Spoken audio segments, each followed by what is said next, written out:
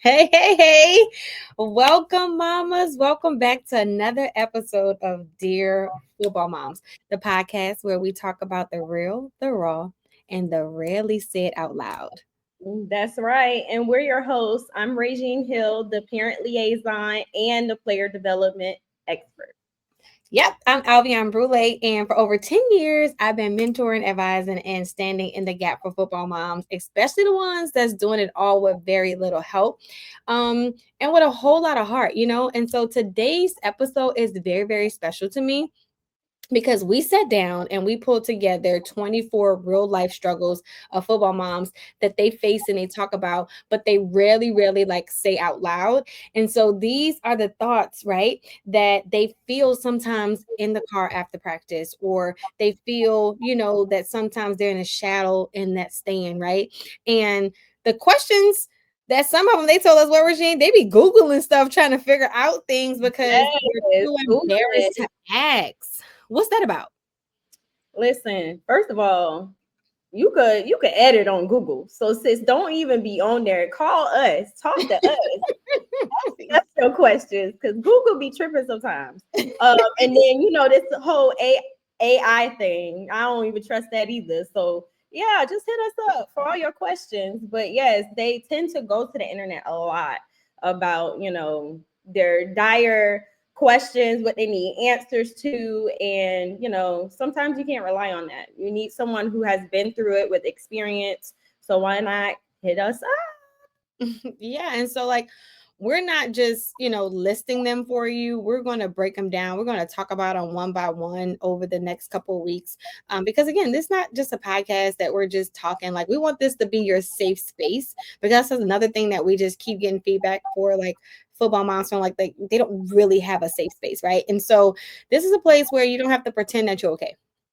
Like, it's okay not to be okay sometimes. A place where your silent prayers, right? Those unspoken words, those real life frustrations that you feel that go unheard, we hear you, right? And we're going to honor that through you tonight by, like, just talking about it. So whether you're new to football, or you're a new football mom, or you've been in this knee deep with this recruiting drama, or you've been doing this since he was in Pee Wee ball, like, listen, you're seen, you're not alone, and this was is for you.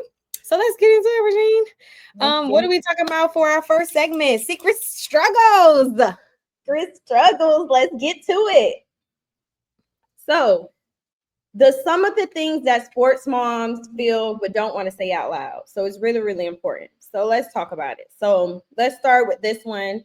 It hit myself and AB really hard. A mom shared with us her struggles with comparing her son to others. So she Mm. said, I compare him to other players even when I try not to. Ooh, Whew, that one sting a little, doesn't it? yeah, that one's definitely that one's touchy. Like, um I think over the years I've had a lot of moms that feel that way. They would kind of like nudge and say, like, hey, is this normal? You know what I mean? And so I think that it's good that we're talking about it, because I think moms will realize that they're not alone. So, what's your thoughts on that? My thing is, you see your son working hard, right?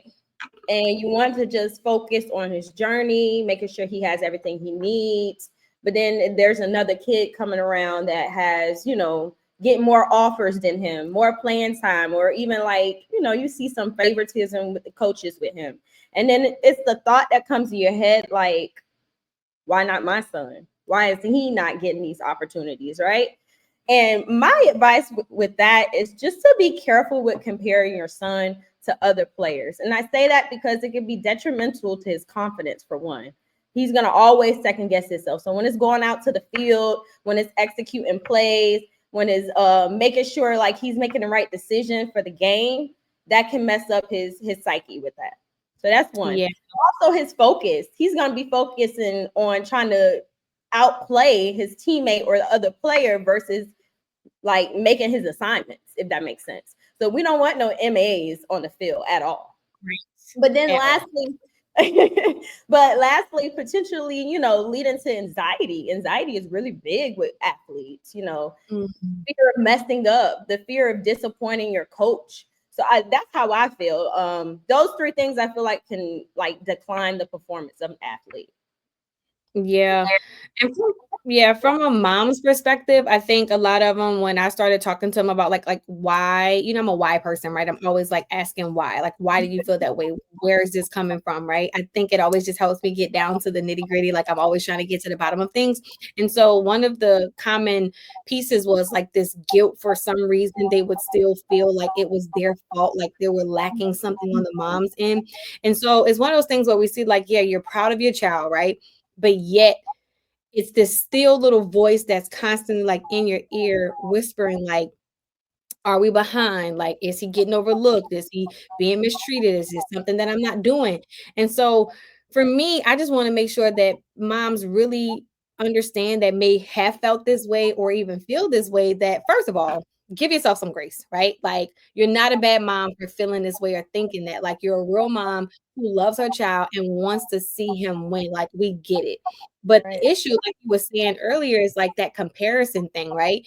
Um, Trying to figure out like why. And what I found was that that comparison thing usually comes from like some form of fear, and fear that, the child may get overlooked, or he's gonna get left behind, or he won't get a scholarship opportunity. And sometimes it's our way of trying to like measure if we're not doing enough as a mom. And that's the like piece that I really want moms to like stop beating themselves up about, because in some regards they have a lot of responsibility. And we get into that like with our classes and stuff like that, or when we're talking about the recruiting piece, like what does that look like from a mom perspective in terms of like your responsibility. But just because another kid got an offer doesn't mean that your son won't. You know what I mean? So it's no need to kind of feel that, or maybe it's not his time. Like, this isn't a race. And so if your child has the talent, we always talk about this, right, Regine? Like, the real Yeah. question becomes like, do you know how to get him seen?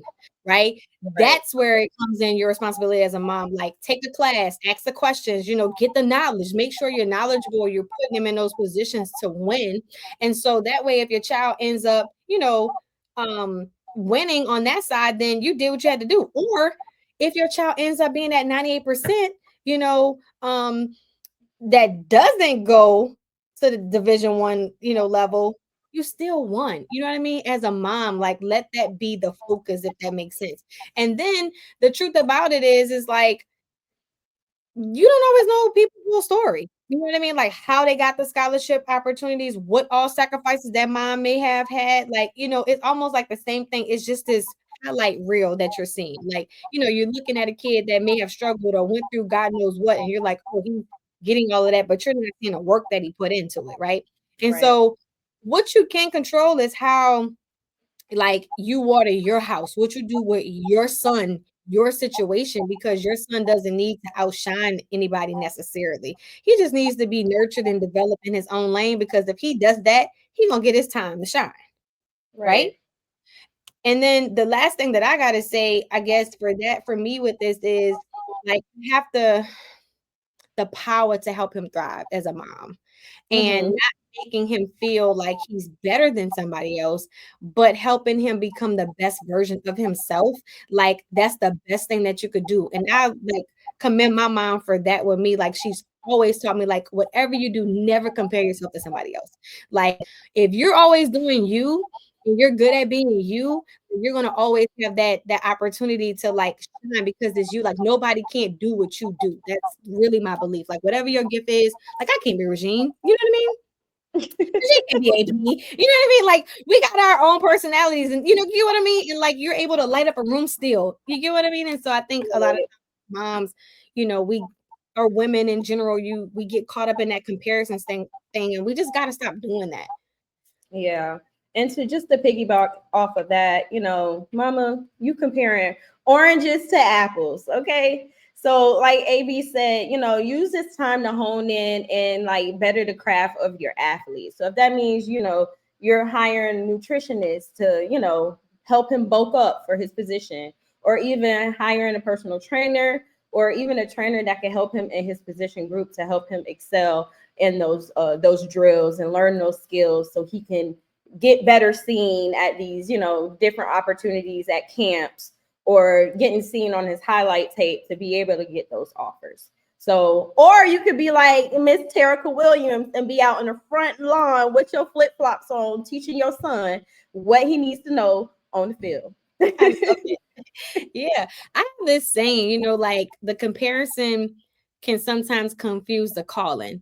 And it's one of those things where like your son's pet may never look like, in most cases, somebody else's. Like football, this industry is just so different that it's like one of those things where it's no like book that somebody can give you, because every child's pathway it may have some similarities, but it's going to always be different. You know what I mean? And Right. so speaking of that, like it kind of brings us to our next one. Another secret struggle that a mom shared with us that we found very common, actually a few moms, was that I pretend to understand everything, but I'm confused. Ooh, say it again for the mamas in the back. Yeah, like we have a lot of moms that do that, right? Like they literally walk into rooms and it's like you got the recruiting timelines, you got the dead periods, you got the official visits, unofficial visits, core GPA, cumulative GPA, academic eligibility, again, they're Googling, chat GPT and reading tweets and trying to decode, what's the preferred walk-on versus this, what's this and that. And it's like they're sitting there confused and they really don't understand, but they're too afraid to say something. Or they're like these OVs where they're in these meetings with the coaches, and the coaches like, right, mama? And they're like, yeah, but in their head, they're like, what is he talking about? I have no idea. Or they're just, not knowing what to say, what questions to ask while they're on their OVs. Yeah, and I literally have seen it a lot of times, like we're on a visit, unofficial or whatever, and the coaches are talking and we walk out and mom like looks at me like, you have to explain that to me, and I get it, because I remember when I first started getting into this space, just not even as like a agent or advocate or advisor, any of that, but just simply trying to help student athletes. I remember first going to like the NCAA website and just having to learn, and it was extremely overwhelming. And I'm I would like to think highly educated person, highly intelligent. And like for me, a person who loves to read books, was just like, this is overwhelming. So I can imagine what a mom feels. And it's okay not to know it all, right? Right. The process can sometimes feel like a full-time job in itself, or become a full-time job. Because I know moms that's like, AB, like I'm over here struggling, baby. I ain't got no free time. They getting off the work, they picking kids up from school, they going straight to football practice, they leaving football practice, they going straight to training, they leaving training, they going straight home, they gotta cook, they gotta clean, they gotta get the kids to bed, they gotta wake up and do it all over again. And Super then mom. what? And it's like, it's one of those things where like that's why this podcast is so important to us, because it's like we want to be able to help educate you, so when you're walking into those spaces, right? Because Regine does it all the time, I've done it over the years, like we know what's coming. So now you're prepared. Now you don't feel crazy or dumb, like nobody's talking over your head. That's why we offer classes, so that like we can figure this thing out together, and it's not like you're just in the rooms by yourself feeling like, what, I'm gonna just pretend like I know it all when I really don't. Right. Well, let's move on to our second segment, which is story time. Baby, mamas, I got a story for y'all. Uh-oh. So basically, there was a linebacker freshman who basically did not look like a linebacker. When I tell you he looked like a wide receiver, he was tall and lanky and skinny, maybe even a DB at one point. So he enters college, right?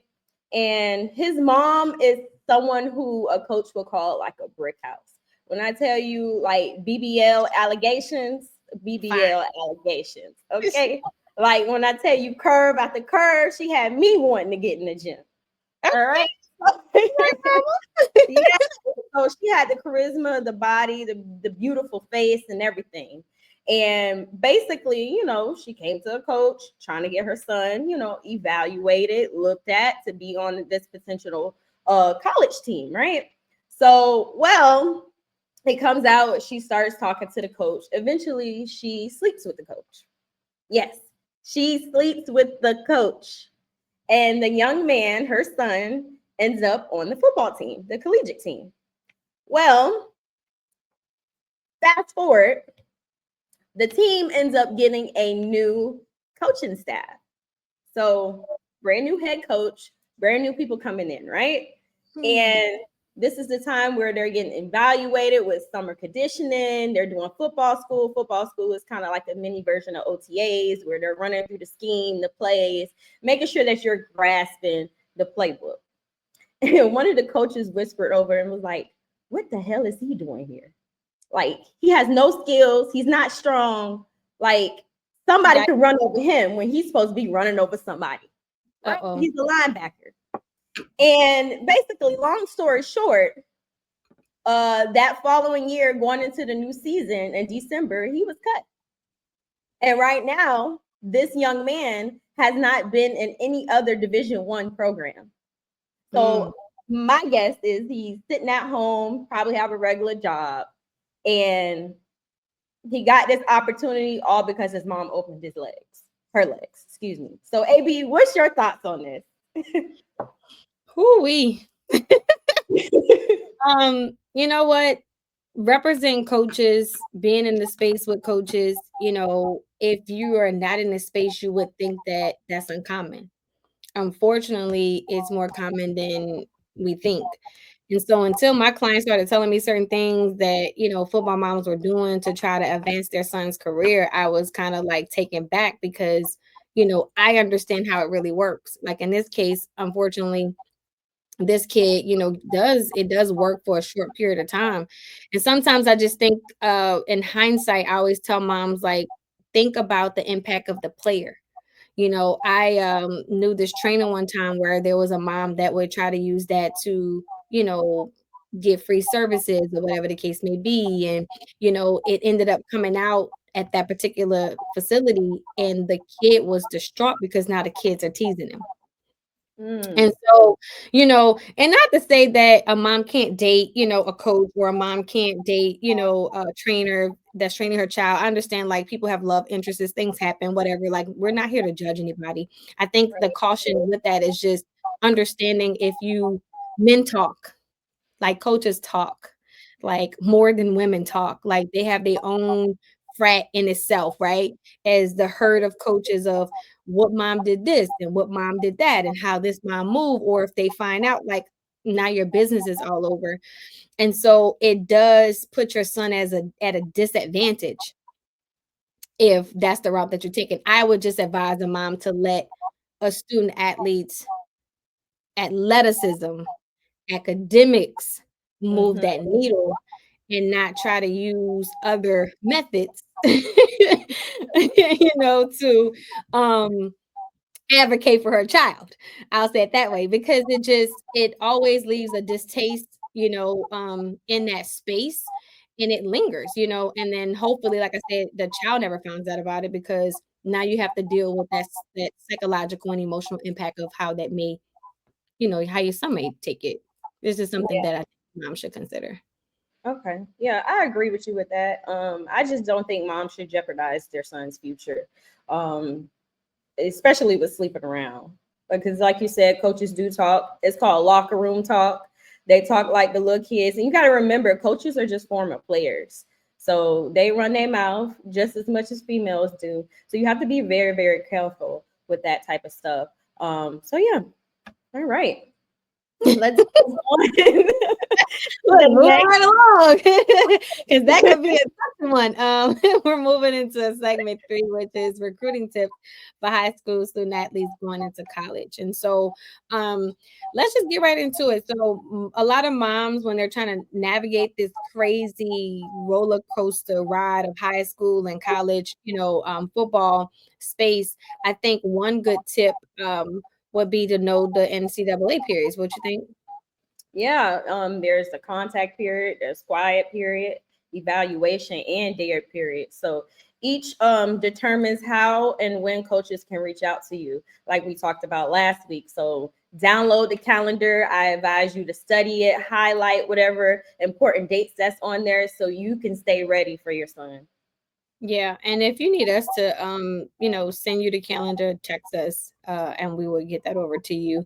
The second thing I think is really huge. So over the weekend, I had a mom reach out to me, and she was like, "Hey, I went somewhere, and these coaches was asking me, am I sending out my son's highlight tape? Am I doing this? Am I doing that?" And I Mm, think that having a clean and like current highlight tape is so important because and understanding too like when it needs to be updated uh every season because when she gave it to me I was kind of like so me I'm always like let me just put another set of eyes on it, so I sent it to one of our eval guys that evaluates tape and for us, and he was like, who sent you this and why they sent you this? Like, this is terrible. And I'm like, oh boy. So, I just told her, I was like, listen, because I'm always trying to be mindful of like how I give back feedback. I don't want to come off like a negative Nancy or whatever. So I'm always just mindful of how to like educate a mom without like insulting her because she doesn't. I know in this case, she definitely did. She didn't know. And so right. we just always tell people like make sure that they don't have time to like scrub through all of this like fancy these tricks that they're doing and because in this case it actually was a basketball mom though. But just getting straight to the point, like have their best plays and try to keep it down because coaches don't have a lot of time, as Right. but also understanding too, like I'm gonna say this as respectfully as possible. Ooh. If your son is not ready, meaning like he don't have no good tape, baby, just hold off. Mm, Like, don't let nobody rush you into putting your child in a space where now he's on a list of rejects or on a list of people that he's sad or you have this negative connotation that's already gone before your son because you're trying to rush a process. right. Like I know some kids, I don't want to call the name, but one of my homegirls, she has like 3 athletes, like 3 sons. One was like, first round draft pick, second one like high level recruit, but her last boy was like a slow bloomer. And so for like the last 2 or 3 years, it just looked like he wasn't getting, nothing. Baby, see right now, he is Popping. so I always tell people like sometimes you just gotta wait your turn. Some kids develop slower than others, some faster than others. Like let them develop, but don't send out bad tape. That's the worst thing you could do. Would you have Right. a tip for him? Yeah, so tip number 3, encourage your sons to contact coaches early. So like a lot of people like, oh, freshman year is too early. No, it's not too early. Go and introduce yourself.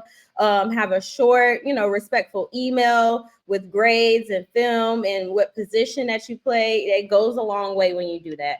As well as also like I said before, make sure you're at these 707 tournaments, at these camps, because these coaches are evaluating you at these institutions to put your name on that depth chart that we always talk about, so you could be on top of things and you can be part of the conversation when they're in these war rooms.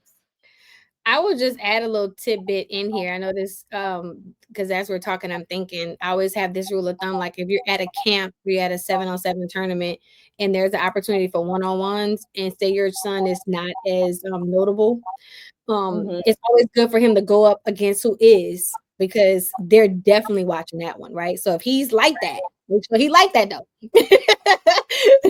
If he like that, then that's your opportunity to, give him some eyes because they're definitely looking at this top recruit. So if he's going up against this top recruit and he cutting up, now you didn't brought some attention to your son or him. He didn't brought attention to himself. Just wanted to throw that in there. But also adding like what you think, academics, right? That's definitely a huge piece of how like sometimes those grades are huge needle movers from some players because you got a 3.54 in a coach's mind. Oh, you automatically gonna be eligible almost, right? Right. So they're really coming after you heavy because now they don't have to be concerned because Regine, how working with coaches, right? Like they'll be panicking about a kid, like, man, I really like this kid, but now because I don't know if this kid may be eligible. Now I got to go entertain other kids that I may need, right? Because Correct. you might Yeah, fall short. or they're breaking their necks trying to make sure you're eligible during the playing time. So that means stacking up classes over the summer to make sure you're ready for the fall. So you don't want to fall in that category. Yeah. And that's for coaches that really understand eligibility. Because again, we got to leave room for those errors that we find, where we find kids that come to us that can't go to school because they was dealing with a coach. And again, there's no diss to coaches, but we're just speaking facts. Like I'm talking about from real life situations, calls that we have gotten, calls that I've gotten where parents want to like unalive a whole room because they're upset that such and such told me this, but it was wrong. And then I got to go through this whole thing of who's really responsible. Is it the coach? Is it you? You know, because everybody's pointing fingers at who failed this child, right? And so there are some cases, not a lot, but from my experience, every now and then I'll see a situation where a coach don't understand eligibility and miss the fact that this child is a little bit too close to that cusp, and then that child ends up being too short, and now everybody's like scrambling at the tail end, you know. But I've also seen it the other way around, where they get there and then they're able to go stack those classes right fast, take some summer classes, and they end up able to go, you know, enroll in school. So we've seen a lot. Our next tip, number 5, is social media is part of your resume. So I tell a lot of my athletes all the time to keep your social media clean and concise, because coaches do check, recruiting staff do check. That's actually how they contact you most of the time, through Instagram or Twitter. So, and encourage your sons to post, be active on there, you know, have some team moments, some character building, like community service, you know, have a positive mindset, you know, on your social media. Like, don't be posting, you know, NBA young boy and shoot him up and all that type of stuff. He doesn't need that on his social media. I understand that these young athletes love him, that he gets some hype and all of that, but you got to also understand, like I said, this is your resume. So, you know, family pictures would be nice, all that type of stuff, you know, football highlights on there. But also to make sure, this is one thing I always tell my athletes, make sure your real name is on your social media. Yes. So don't be like, I'm him 561. We know you him. We need your real name, because when it's time to contact you, we have to be able to get that information quick and to know that it's actually you. And that's for moms too. We can't have busted up baby 24, you know, like we see, you know, like as a mom, like you want to have something that people can find you as well, because you're a reflection of your child, right? They do research you as well. And not just, you know, the schools, but the NFL for those who have the ability to play on the next level. Because here's the reality, moms, like social media is your son's silent scout report. Like, trust me, right? Like they are watching, schools are watching, you know, and like you said, colleges, like especially P4, some of them have evaluation departments, like where their whole job is to just go and sift through social media. And then when we're in this NIL space, there was a time where we had a guy that we were working with. I'll never forget this. And they'll ask, you know, submit our name, like send me your roster so I can see who you have in case we have the opportunity. Well, we sent this one guy name in that we was representing at the time. I don't want to say who it was. And literally they sent us back and was like, yeah, we can't work with him because we found out that he had a case for this. I'm like, whoa. So the mom, I call the mom. I'm like, hey, because you know, when I represent somebody, the first thing we go through is like, hey, have you ever been arrested? Have you been this? You know, like I don't like to get, I call it mollywop. I don't want no surprises. So I call him, I'm like, well, when you was gonna tell me he had this kind of case? She like, oh, that was sealed. He was the minor. That's what we doing? Oh, we keeping stuff from each other, huh? So I'm like, no, baby, I understand it's sealed, but when you start moving into these circuits, maybe these people are like baby FBI agents. They find out everything. So like, I need to know. So I was like, wow. And so, yes, schools run full social media evaluations as well. Yes, players have lost scholarships because of one dumb post or because of their social media pages. Yes, NFL teams do look at your social media as well, even the UFL, because we have clients that have been in the UFL and they start telling me about stuff that my clients post on their social media. Well, tell me about this stuff. And I noticed this. I'm like, oh my God, right? So that is a thing. And so they want to know who they're investing in, because it turns down to money. Like your social media. Just like think about it. When you're dating people, the first thing you want, where's the social? You want to go, you want to be scrolling, trying to see like, how he look. He moving, right? And so it's the same thing because what you post is a reflection of your character, your judgment, right? Your maturity level. And so this is a rule of thumb. I always tell people if it can mess up your future, just don't post it. Like, period. Because you can't take it back. Once it's on the internet, baby, even if you take it down, it's out there. You know, you got screen recording now, you got screenshots now. So it ain't even no more you put something up and take it down because I know y'all all guilty. Somebody post like, let me get it before they take it down. Ooh, let me screenshot this right now. We're close friends, child. So, you know, you got to think about that. So instead of posting, you know, crazy stuff like wilding out, like you said, post your little workouts, your highlight tape, and you know, stuff like that. And here's another thing, as crazy as this may sound, be careful even what you like. I didn't know people could search your likes. Yes. Search what a person likes. So I'm like, wild. Yeah, we want to know if they're interested in. I'm like, oh my God. So understand that. And then moms, you know, make sure that what your son is projecting is really who it is. Because I don't want, you know, people to be fake or authentic, right? Right. We want to be authentically who you are. And if your son is posting stuff that would get him in trouble and that's authentically him, we need to be having a different conversation. Like we need to, you know, come to Jesus meeting. Like we need some, maybe we need therapy, you know, it's another kind of conversation we need to have. And so, because when it's all said and done, before a coach sees it and make a decision, like, you know what, he's not worth the risk, because I've seen that happen. You know, just think about that when you think about social media, and even think about that. Branding deals. What company wants to be associated with somebody that got crazy on their social media, right? Yeah. Yeah. So speaking of that, mamas, we're moving into our next segment, Mama Mail. And this is one of my favorite parts of the show, because this is where football moms like you get to send in real questions, real stories, real situations that you want us to talk about right here on the podcast.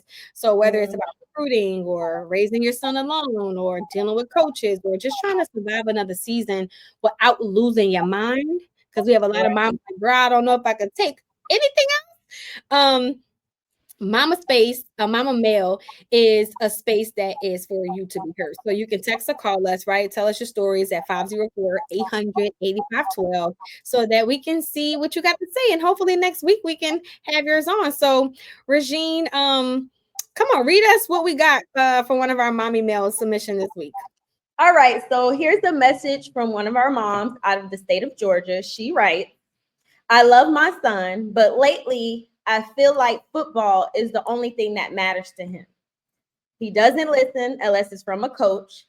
And I'm the one doing all the driving, paying for training, paying for cleats, but the attitude I get, it hurts. I know boys go through phases, but I'm starting to feel invisible in my own house. Do I pull back or let him figure it out? Or do I keep pushing him because I know he has something special? I just don't want to lose myself in the process. Oof. I hear you, mama. That one is deep, and I know that you're not the only mom that feels that way or pressure. Like literally over the years, it has been numerous times of moms that have had similar sentiments. Like, you know, AB, like, I just feel like he doesn't value me. AB, he doesn't, you know, realize the sacrifices that I make. AB, like, I feel like he doesn't appreciate, you know. And so, first of all, I just want to say, one, you're not invisible. Right. Let me say that again. Like, for every mom who feels overwhelmed and overlooked and, you know, feel like you're just like invisible, you are not invisible. You are very, very essential to your sons and just the community in general. You know, this season might just be centered around his football dreams at the moment, right? But that doesn't mean that you stop mattering as a mom. And just because he's starting to listen more to coaches right now, and I don't know, maybe I hate when I can't ask questions, right? But like, is his daddy involved, right? Is his daddy absent? Because sometimes it could be a little bit of that.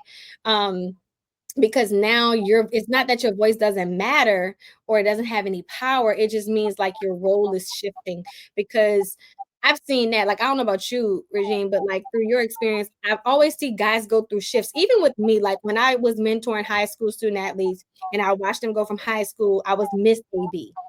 And then they get to like college, and then it's like, I'm cis.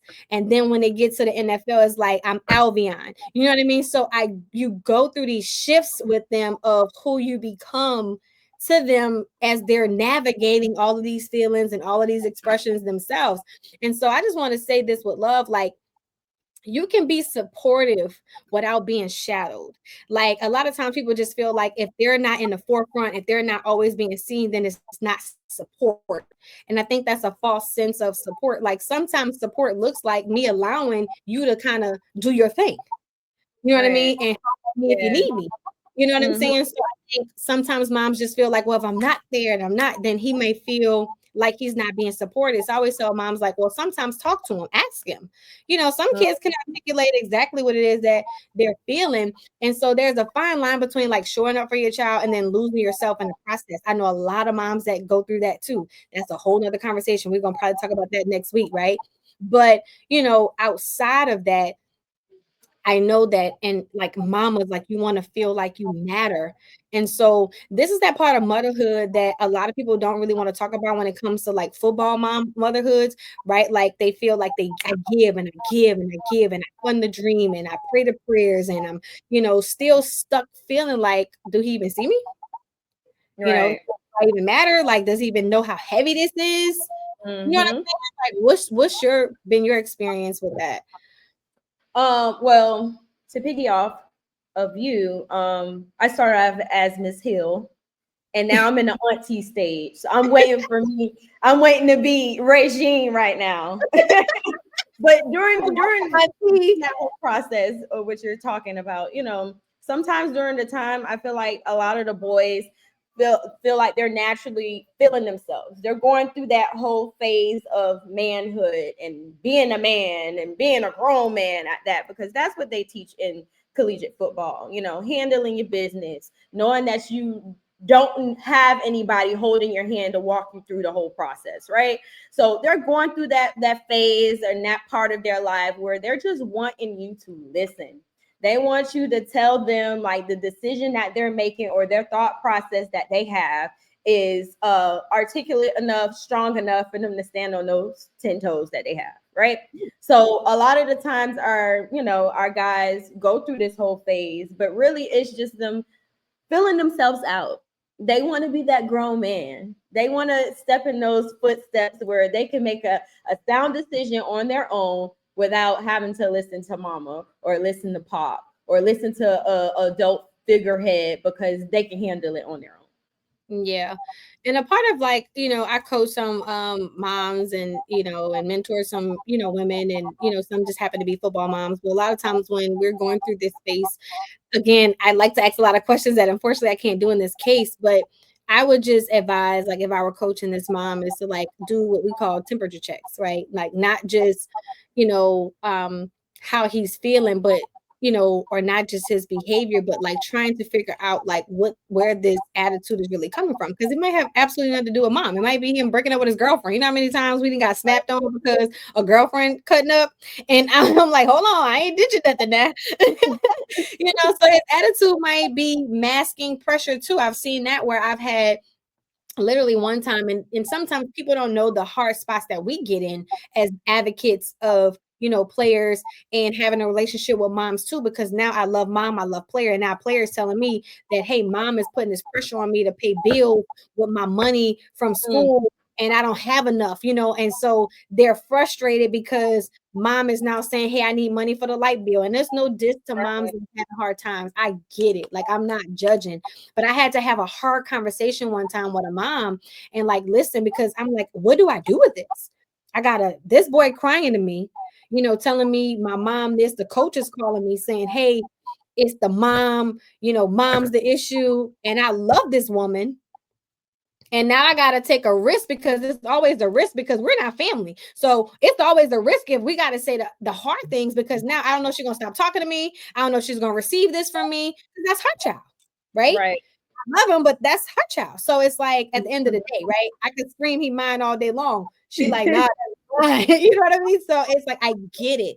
And so we get put in these hard situations where I'm like, I literally had to pray, like, God, I don't want to have this conversation. I don't know how she's gonna do it. But what made me have to tell her is that her son started getting suicidal because of it.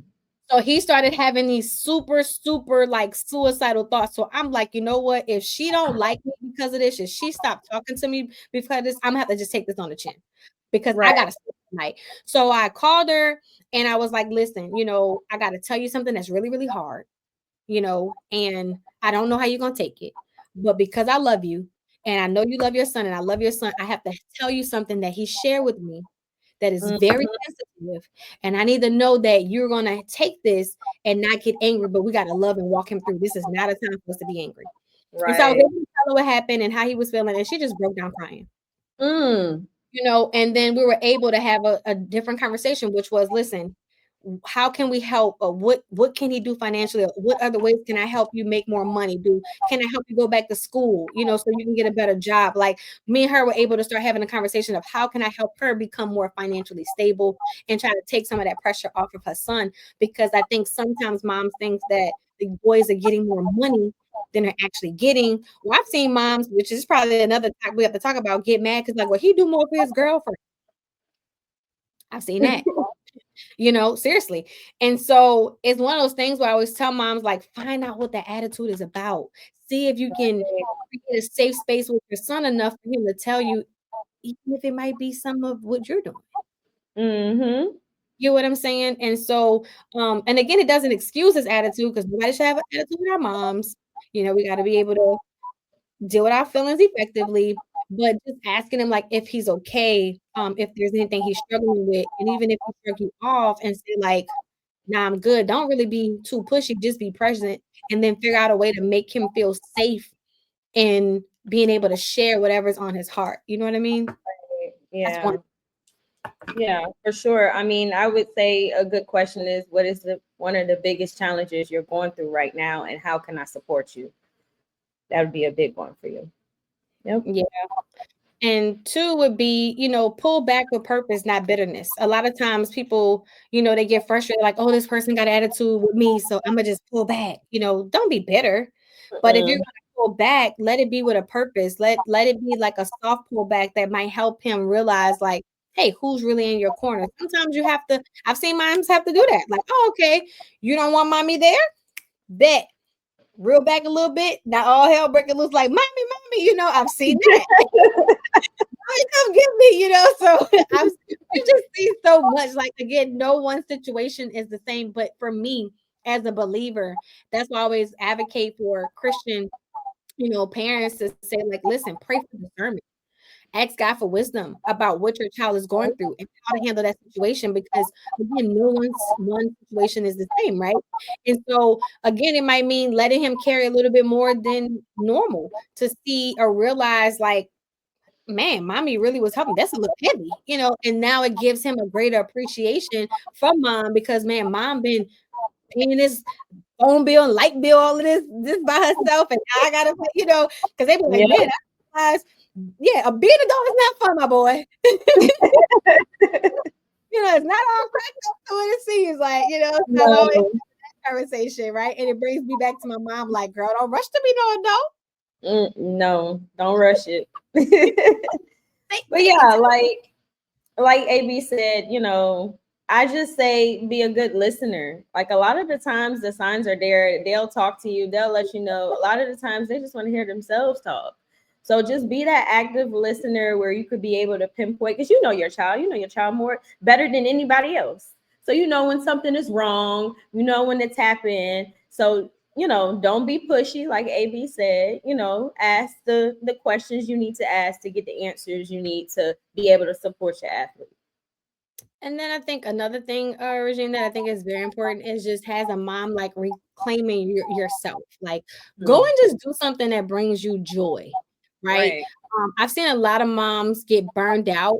But what I've learned is that a burnt out mom can't build a balanced son Ooh. because you're giving from a place of depletion. You know what I'm saying? And so you got to show him his identity and what that looks like outside of that sport, outside of that jersey. And that actually starts Mhm. as a mom. You know what I mean? So if you can show him, and sometimes just being able to pour back into yourself, it gives you perspective. Like you're Right. not feeling that fatigue that now you're getting a little bit you might have more patience to even understand or a larger capacity to even grasp whatever it is your son is going through. Yeah, so I know a lot of moms, don't have much time because, like you said, you're the driver, you're the chef, you're prepping these meals, But I truly think me time is something that's really, really important. Create some white space for you, Start a mini business, go take a spa, join a reading group, reading club, read your favorite book, or catch up on them shows because I know y'all be watching them reality shows. But just figure out some time that's for mommy. Like AB said, you don't want to get burnt out. You don't want to lose your mind or just be physically exhausted with the game. And it's a big game because it's something that your athlete really wants to do and wants to participate in. So you don't want to get tired too quick. So making sure that you have that time for yourself is going to be really, really important. Yeah. And you know me, I'm always about scripture because I think that that's balance in my life.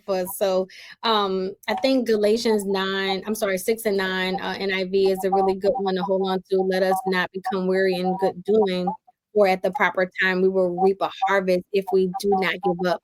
I always tell moms, like, if you plant that seed, if you poured into your son, if you've done all what you need to do, it's in there. And in the right time, it's going that you're going to see it. So you don't have to worry, right? You could just pray. And so the harvest is not just about his football career, but it's about his peace, his sanity, as well as yours. Your identity as a woman of purpose and of power, and as a mom that's pouring into this young man. So again, don't lose yourself. And doing good, as that great mom. As long as you don't lose sight of you in the process, like understand, like you're doing a great job. Like pat yourself on the back, and we pat you on the back too, saying keep pushing and keep going. You got this, girl. Yes. And to close out this segment, to the mom that sent that message, thank you for your honesty. We really, really appreciate it. And we just want you to know that you're not alone. And if you're listening right now and it hit home for you, shoot us a text at 504-800-8512 and say, I felt that. Or send your own mama mail for next week. Yeah, we would love to hear it. I love hearing stories. I love when people ask questions. Like I just love it. So it brings us into our motivational minute for the moms who are tired, because we get that a lot. Girl, I'm tired, sis. I'm tired. But Right. yeah, like before we wrap up, I just want to talk to the mom who really, really just feels like she's not doing enough. We've been hearing that a lot. Or who's doing everything and still feel Yeah. behind the eight ball. Yeah. Like you're not alone. Mm-hmm. You are doing something powerful. Being a football mom is not for the weak. All right. Nope. You are showing up for your child in ways he may not fully understand right now, but I promise you, when he gets older, he will appreciate you. Trust me, he will see it. To this day, it was a lot of stuff that my mom did in my high school years that I just was like, I didn't understand. I didn't get out. I actually was upset about that. Now, as an adult, I'm like, God, thank you. Because I Mm, understand that was her protecting me. no, for sure. And mama, you don't need to know all the terms, the rules, and you don't have to figure it all out today. Trust me. What matters is most is you having the love for him through it all and Yep, support. yep. And one day he's gonna look back and say, you know what, mama? You believed in me all that time. You believed in me when nobody else did. Mama, you know what? Thank you. Like, I appreciate you. And when you hear that, have had so many moms that even had to make some hard decisions with their children that later came back and said, you know what, ma, thank you. I appreciated that. So at the end of the day, that's your win. Yes, and that's definitely that tearjerker. I had to look up real quick because I was about to cry when you said that. I felt that, AB. But again, thanks for spending time with us today. Mama, we appreciate you, and we hope this episode reminded you of your feelings, and they're valid, basically. And we support you through it all. So your efforts are not in vain. Absolutely. And we're cheering for you, girl. I promise you, if you don't have a tribe, you got a tribe. We your tribe, okay?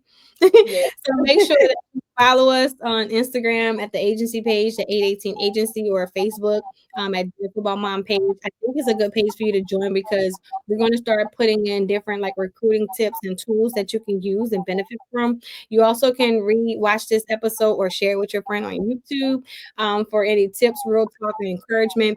And don't forget, you are doing better than you think, okay? Yes. And that's on period, Pooh. Well, see you next time. Bye. Bye. And don't forget to send us those messages. We want those stories.